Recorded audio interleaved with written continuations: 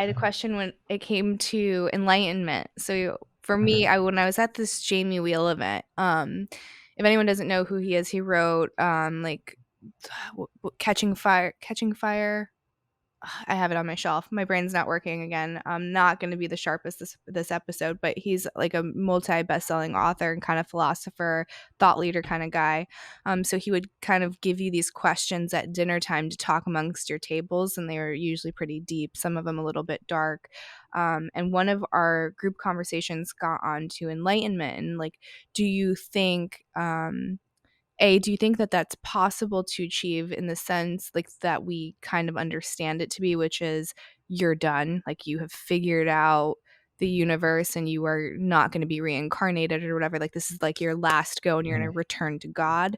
And if you are, are you aware of it, I guess is the question. So in Zen Buddhism, they say, have you cleaned your dishes or have you cleaned your cleared your plates is kind of the thing that the older monks will say to the younger ones as they're asking about, have you achieved this? And the idea is to leave no trace. So if you do all the dishes, like is the sink dry, is the soap wrung out, is there any trace that you were there? Or a turtle that's kind of walking on the beach and like clearing out its path with its tail, so there's no longer footprints, but no matter what there's going to be a tail print. And with the dishes, no matter what, there's going to be some residual moisture, like it's impossible to show that to not show that you were there. So to me, the way that I interpret that is that you're never really there. And that's kind of what the monks are telling the younger monks. But you have a lot of people nowadays that for one reason or another are going around and saying that they're a sage or that they've reached this peak. And to me, I think that's so against the point. What's your opinion? A couple. I'll start with the last thing you said, like people saying that they're sages or more evolved. I'm not going to say they're not because I don't know, and I will never state something like confidently if I have no idea. There's no way for me to know. What I do know is that the ego is very, very sneaky, and we've all experienced this. You evolve in some way. You figure out something that you didn't understand before. It changes you for the better, and like you experience this moment of like being separate from your ego, even if it's for a minute, and then you start hearing that little voice like, oh, maybe I'm the first one to figure this out. Maybe I am supposed to teach it to others. Maybe I am more evolved. Maybe I like, and like even if you're dealing with wisdom or like a higher truth, your human brain can still hijack that and turn it into something it's not, and or return you to the, I don't know if unevolved is the right word, but like to the ego place that you walked out from. Even if you're now dealing with this new knowledge that you get. So like somebody says I'm more evolved, that's a red flag for me. And maybe they are. I'll have no way of knowing, but like I don't know. I feel like if you're if you understand more things than me, and that's like of course the case for millions of people living and dead, they definitely understand more things than me. But if you understand more things than me, and in the literal sense you are quote unquote more evolved, I would expect you to say like, but I'm still not perfect and there's still things I need to work on. Right, there'd That's be like what a I would want to disclaimer. hear. Exactly. That's what I would want to hear for me to trust that there is some truth to that. If you're not saying that, if you truly believed you're more evolved, I'm going to think that there's an ego part of that. But I could be wrong. Yeah, I would say the same thing because so personally, like I love David Hawkins and his books. And I'm gonna probably get the number wrong, but he does a lot about like energy and vibrations and kind of like breaking that down into numbers, which I'm sure you probably dig.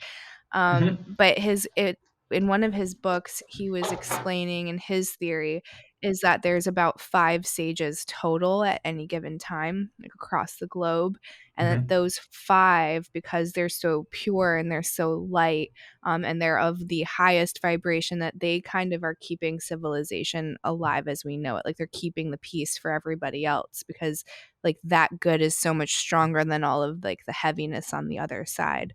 So when I believe that, I believe there's probably only a handful of people that are at that level, right? Just like they walk into a room and you're like, whoa, this is something different that I haven't experienced before. I don't think they go around saying, like, I would say probably, the Dalai Lama is up there. I don't know that he goes around saying that he's enlightened necessarily. He Or just superior. is, right? He just exists and he just talks and he is just himself, Hmm. and that's that. So when I meet someone and we're in San Diego and he's saying that he's a sage, I'm like, I don't know if this is the same thing we're talking about. Like, I think Yeah. those things are different. Yeah. And yeah, it's like, and I don't know, you never know, but like, You never when know. you're talking about like um, this staircase of evolution, I don't think that, so like, remember when we were talking about it in our last podcast, like, I will be curious about some of these topics, but I Mhm. won't want to like figure out what the truth is because I don't think I'm capable of that. So like I don't want to like end up in a place where I know for a fact like this is what it is. Mhm. But my inkling tells me that like especially from the numerology perspective, it's obvious that there is some sort of staircase that every soul is in. Mhm. You focus on this part of evolution, you focus on this part of evolution, like, and you see that same staircase in your lifetime with your numerology cycles and your 9-year cycles. Like every achievement and lesson and progress is built on the last. So on a soul level, in multiple lifetimes, it has to be exactly the same. That's just logical to me. Mhm. I think that maybe it's harder to see for a human being than we realize. So, for example, if there are more evolved souls than others on the earth today, is it going to be as obvious as like, oh, this more evolved soul is like a sage and like teaching? Or might you find that person like in a village in Africa that you don't even know about? Or like in a slum in some big city and like they came to that place where their work or impact is never going to be public, is never going to be celebrity status like we in the 20th, 21st century understand like the height of achievement is like if everybody knows what you do. Mhm. But like are is it going to be somebody um, with like some sort of disability or some sort of like where you feel like where you see that person and you're like oh like um, they have a harder life or I like I'm so sorry that they're dealing with this but maybe there's just a reason for it and they are light years ahead of you and you'll never know. Mhm. And maybe the person you hate who seems horrible, like maybe it's not that they're more evolved, but like how can you really understand what more evolved means and how that reflects on this dimension? Mm. Because I think it's more than like, oh, this person is like a guru, you know? Like I'm sure there's some gurus or some monks or some people like the Dalai Lama that are like that, Mhm.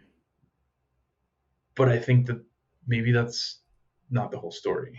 Um, and the whole it comes down to you cannot know Mhm. a if you're ahead of other people, Mhm. b if you're behind other people, c if you're even playing the same video game. Like Mhm. we're all on Earth, but like what if like dimensions are not like oh now I'm on this planet or now I'm that planet, but like all these different dimensions are here on Earth, and like the structure that you're working with in your life is completely different from the structure I'm working with in ways that I cannot even understand. But like it's not even that like something that can be compared where you stand and where I stand and what we're supposed to do. So like that's like if if it's if it's not easy for a human to understand like this is the staircase, the people that are ahead are here, and the people that are in the middle are here, and the people that are behind are here, because we measure everything in terms of like economic class and like professional success and like whatever else we use as humans to measure like achievement in life is definitely not what's being measured on the spiritual plane. Right. So I just don't think we can know more than like there's probably a staircase, and especially we cannot know like where we stand in relation to others.